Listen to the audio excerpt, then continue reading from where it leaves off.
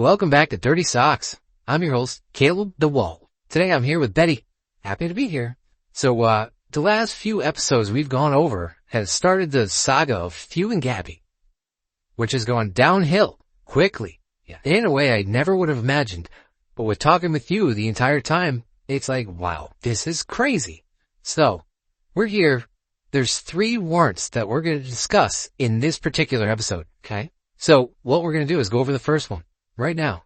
And then at the end of this show, we're going to show that everything is collusion and police misconduct, alright? So anyway, after all that happened, we've already been over the fact that Gabby has accused Thew, her ex-husband, of putting a phone under the door and trying to take pictures of her young daughter. She's also tried to accuse him of being in a city that he wasn't in at whatever time. So now there's 2 of them that are questionable at best. Here we go with evidence 3, 4, and 5. So let's try this out. It was August 31st. Gabby claims that Thew was walking through her yard. It was like 10 or 11 o'clock at night. It was more like 11 o'clock at night. And the crazy part is, how would she have known? But this incident mysteriously happened at a time when Thew was playing softball and was with a group of people that put his whereabouts where it needed to be as an alibi.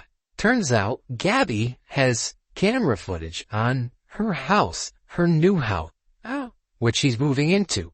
So, at what point is a restraining order no longer a restraining order? Because the original restraining order was for 65 Everlasting Avenue, okay?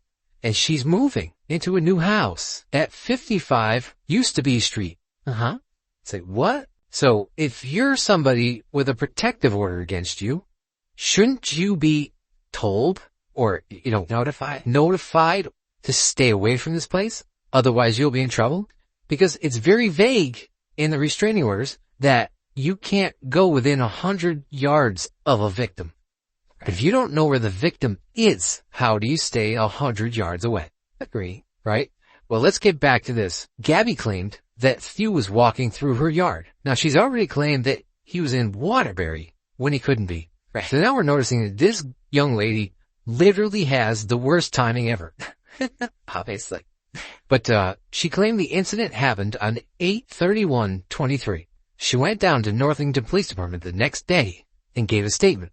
On 9/1/23, I responded to the lobby of Northington Police Department and spoke with victim regarding a violation of a protective/restraining order. Victim explained that, redacted, Thew, in April of this year. Victim stated that after Thew was driving by her residence, placed a tracking device on her vehicle and would contact her friends that she would be out with. Victim stated she filed a complaint with the Waterbury Police Department when Thew placed the tracking device on her vehicle and he was later arrested in July for it. Victim stated prior to Thew's arrest that she applied for a full no-contact restraining order, which was granted from the court. Victim stated in total she has 1 restraining order and 2 protective orders on Thew, all of which were full no-contact orders. Victim further stated that, redacted, is also protective on one of the restraining orders due to a past incident with Thew. She then stated that since the orders went into place, she has not had a problem with Thew until last night, 8/31/23.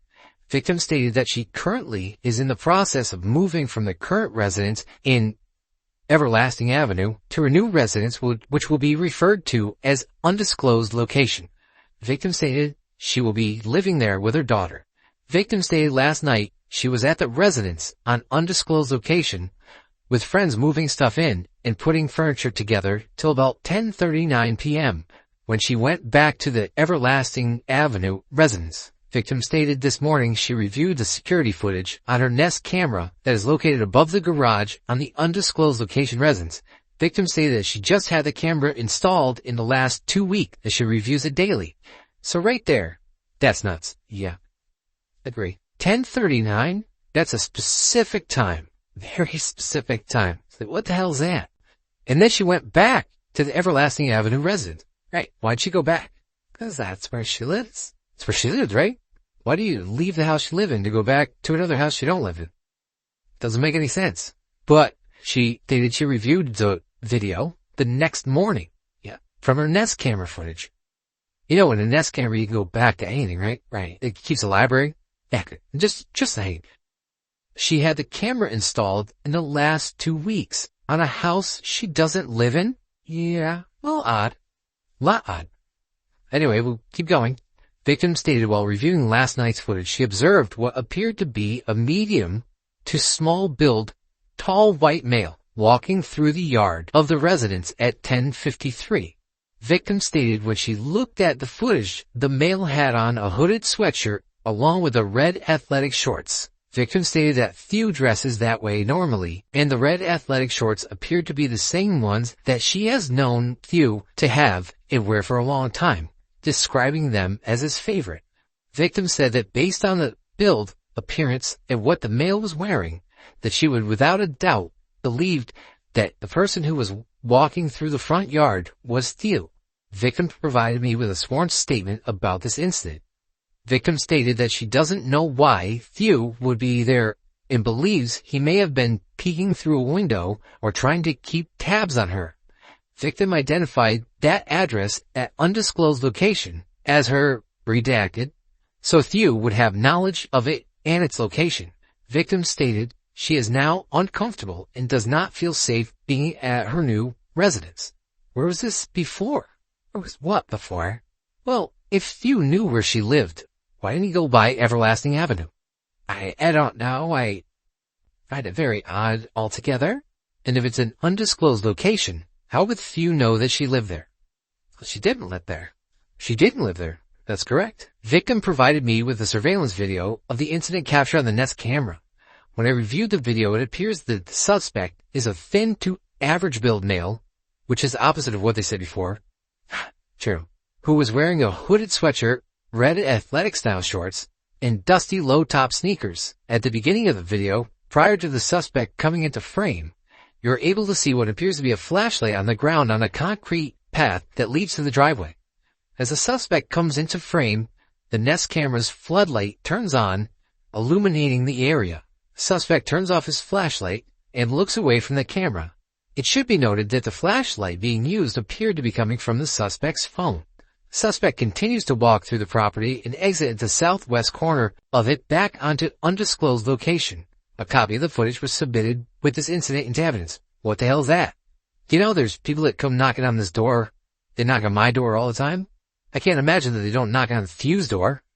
Yeah, it's lots of people show up at people's houses.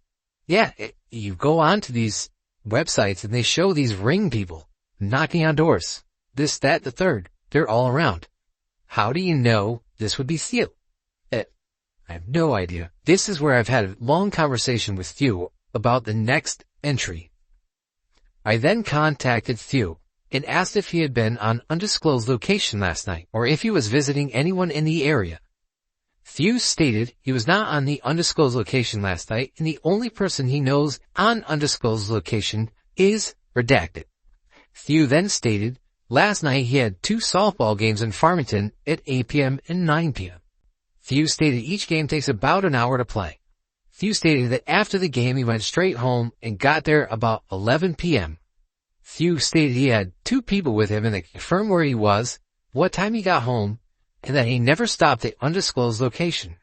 Thew would not provide me with the people that could attest for his whereabouts. I've talked to Thew about this a lot. Yeah, and Thew is right.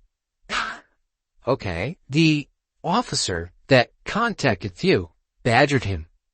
The officer that contacted Thew disclosed the location. So for anyone trying to keep it an undisclosed location, you can't call the person that you write as suspect and tell them the undisclosed location. Agree? You just put this poor woman in jeopardy. If Thew did not know, now he does. Right. And you didn't know if Thew knew or not. The officer did not know that. Right. And here's the officer telling Thew where this person now resides, which she didn't. The closing wasn't until October. During the conversation with Thew, he became extremely defensive, asking why he couldn't be at undisclosed location if he wanted to be there, and what the charge would be if he was over there. Thew also stated that if he wanted to be there, the victim doesn't live there according to the protective order, so it wouldn't be a violation. This is where they begin to take it out of context. That I could tell. Few had no idea what the hell was happening. He was answering in frustration. And this is what they do. And the biggest thing is, the police are not allowed to take statements over the phone. Yeah. You'll notice this when you want to call the police station and charge somebody with something. They will tell you have to come in, we can't take statements over the phone. Yet, they'll call you, ask you questions, and then put it in the report. That's illegal. It's highly illegal, and that's why you do not talk to police. Just don't say anything. Every time somebody calls and you hear, hey, this is Officer so-and-so, you just hang up. There's nothing they can do about it. If they want to get a statement from you, they'll have you go down the station. And I'll prove that because I had to call the police station, the Northington police station, and ask them if that was true. Because I do have a police officer friend that told me that is 100% true as I was researching everything. I'm trying to get this all right. Interesting. So here we have this whole thing where now Thew is in the yard. Gabby is claiming that Thew is in the yard and trying to stack cases against him. Now, this is where I need your help a little bit here, Betty. Yeah. Basically, every time Thew was arrested, and I had to go through and read through all of this. Basically, every time Thew's arrested, it's about how long prior to the next court date, or before the next court date. Days. Couple days. Well, then a week. Every time. And it's always on a Friday. Or Saturday. That's correct. Why is that? It's apparently a day that you have to go to court on Monday. And then if you have a court date on Wednesday for the prior charge, you have to explain what happened over the weekend. Right. And they don't want to touch your current case because you just were arrested again. That's correct. Which leads me to believe that they're building a case. Right. There are 2 more warrants here that are about driving by that said undisclosed location. Right. And after the officer told Thew where it was, where does his fault come down on? Now, that's just a hypothetical question. I don't know if there's a real answer, because now Thew knew, so he couldn't go by that residence, right? But how many times had he ever driven by it before, the 2 weeks before she moved in, or before she was even there, and didn't know, and that footage was used? No idea. Correct. It's just food for thought. Anyway, we're going to skip over the 4th one. The 5th and the 4th are virtually the same. The 5th one was on 10/26/23. At approximately 20-25 hours, dispatch advised officers of a domestic violence incident. Wow. Domestic violence? Yeah, what do you do? Wow. That sounds awful, though. Domestic violence incident. Like somebody's getting beaten up. That occurred in the town of Northington. The name and address of victim 1 and victim 2 is not being disclosed in this report. In accordance with whatever, you can read it here. Victim 1 will hereinafter be referred to as Victim 1. Victim 1 described as a redacted and is redacted of the accused. Victim 2 hereinafter be referred to as Victim 2. Victim 2 is described as redacted and was redacted of the offender. The accused is described as a 46-year-old white male and shall be referred to as the offender. Victim 1 stated that she believed the offender just drove by her house and has a full no-contact protective order against him. Victim 1 was alerted by redacted Victim 2 and then checked her video surveillance. Victim 1 advised that Victim 2's friends, J1 and J2. So now there's other people involved in this, right?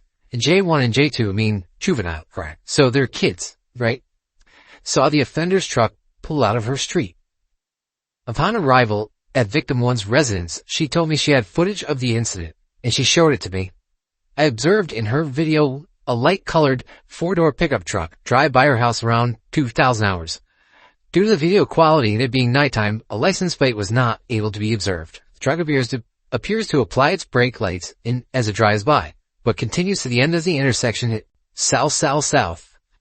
Victim 1 told me she was very confident that the pickup truck belonged to the offender, as she was very familiar with his vehicle. Victim 1 described that the offender's vehicle had checkered flag decals on the side of the truck, and she believed she was able to see the outline. She thought so. Victim 1 provided me with a sworn statement attesting to the fact. Victim 1 gave me the contact information and address for J1 and J2 to further follow up. Prior to going to that address, I reviewed the video surveillance from Victim 1's neighbor, blah blah blah. that lives across the street. The video surveillance obtained had two different angles from the house, one from the driveway and the other was from the front of the house. The video from the front of the house showed a light-colored pickup truck with cab lights on the top drive-by, and it appears that there was a long object hanging out of the back of the truck. The video from the driveway is set back, but the cab lights and color of the vehicle are able to easily be seen from the camera. Both cameras show the time on approximately 2,000 hours. That's great. At what point does Northington police officer say it had checkered flags? Not at all. So if she knows that the used truck has checkered flags, what the hell? Right. That I then went to the residence of J1 and J2, whom redacted, and had observed the offender's vehicle leave victim 1 street. Jeannie Dominguez was present during this moment. J1 stated that she and J2 were leaving from redacted when they noticed the offender's vehicle.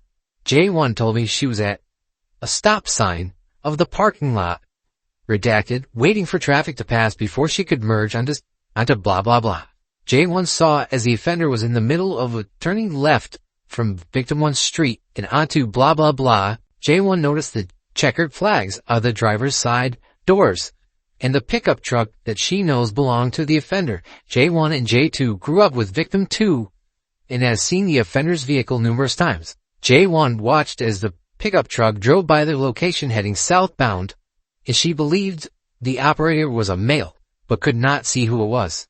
J1 described the checkered flags on the side of the pickup truck as starting from the rear driver's side door and continued to the back of the truck. J1 also mentioned that there was a long object in the back of the truck that was hanging out of the back, but did not know if it was a piece of wood or some other material. J1 provided me with a sworn statement attesting to this information.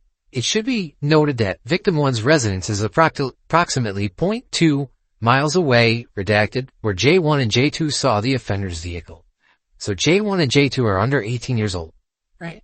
They're in the car together. Out at 8 o'clock. Hey, coming from where? I don't know that. Why are they out and why are they together? Are they siblings? I assume it. I don't know. They're J1 and J2. Who are they? Jeannie Dominguez? I don't know. How does that happen? Anyway, after this, they filed for another warrant for Thew's arrest and got it. On what? A weekend. Oh. And on that weekend, Friday. Was that a Friday? I can't remember. It was a Friday. It was because I believe it was a Wednesday. I think it was a Thursday night that they came today. They came and they harassed Thew's friend and made him feel insignificant. Yep. He was here. He was asleep on the couch. He was sleeping in Thew's living room and they woke him up. He had no idea what had happened and they pestered him. And Thew has the Ring video on that, right? Because one of those officers that night was Officer V, whose brother is incarcerated for kidnapping and brutally beating a woman. Oh God. Yes, that's the kind of stuff we're dealing with. Here they are harassing Thew's friend and they have this kind of stuff behind them. Now, I'm not saying that Officer V has done anything wrong, because he probably hasn't, but he has a family history of this. It's his brother, and he's locked up. He used to be a corrections officer, and now he's not. Wow. Well, he's an inmate now. Next day, it's a Friday. Thew is home, and he's pleasantly sitting on the toilet, enjoying himself in some quiet time by himself, okay, when the police barge in. Remember, people, don't ever open the door for police officers. You don't have to. I don't care if there's a warrant. They have to catch you some other way. They cannot come in your house. As soon as you open that door, you give them the right. That being said, they came in.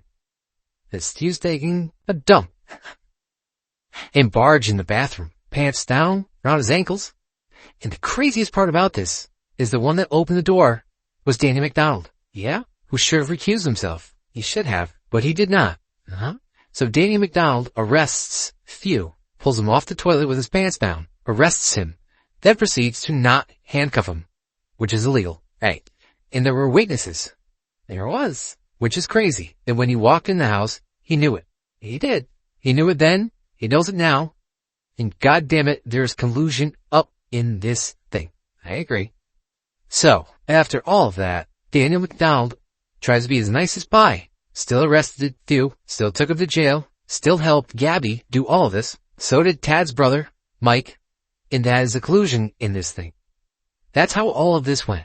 It was mind-boggling for Thew, it was crazy for everyone else, and it was nuts all around. So after this, Thew had to put on an ankle bracelet to stop this from happening. Right. Because we'll get into that one in the next episode, if you're on a little long. But yes, because of all this collusion, Thew had to ask for an ankle bracelet. And then he just got house arrest. No conviction, no crime, no nothing.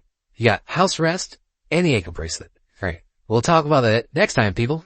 Thanks for joining us on Dirty Socks. Caleb DeWald here saying remember to do your laundry. Talk to you later.